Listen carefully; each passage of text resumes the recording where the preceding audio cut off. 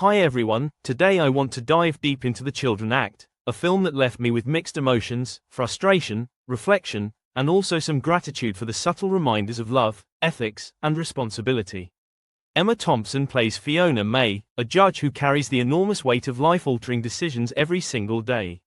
Imagine being in her shoes, young lives, families' deepest beliefs, sometimes life and death, all balanced on your judgment. That's not just responsibility, it's emotional labor on an almost unimaginable scale.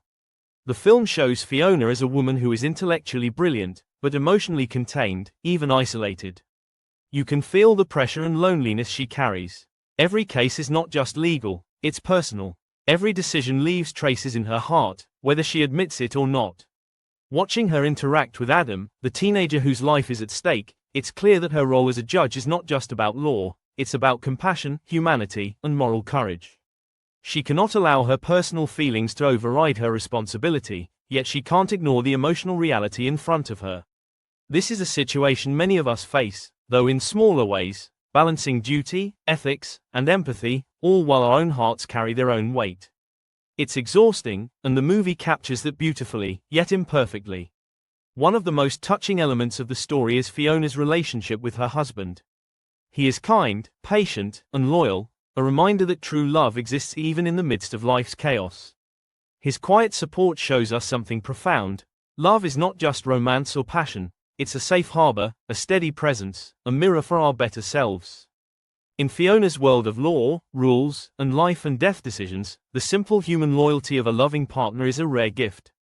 It reminds us that ethical judgment and personal support can coexist, and that true love is tested not only by good moments but by the weight of responsibility. Now, regarding the medical dilemma at the heart of the movie, the refusal of a blood transfusion. While the film frames this as a high-stakes conflict, it's important to note that blood transfusions are just one treatment among many. Modern hospitals have multiple alternatives to expand blood volume, from iron therapy to plasma expanders, artificial blood substitutes, and cutting-edge regenerative approaches. This perspective is key because it shows that while the life or death tension is real, medicine often has flexible solutions beyond a single, all-or-nothing approach. Yet the film chooses to dramatize the absolute conflict, emphasizing ethics and moral responsibility, rather than exploring fully the spectrum of medical possibilities. Personally, I found this frustrating. It's almost painful to watch how much responsibility rests on Fiona's shoulders, when in reality, there are often systemic failures and incompetence in the real world. The same happens in politics. Huge decisions affecting millions are sometimes left to people who are biased, untrained, or simply confused.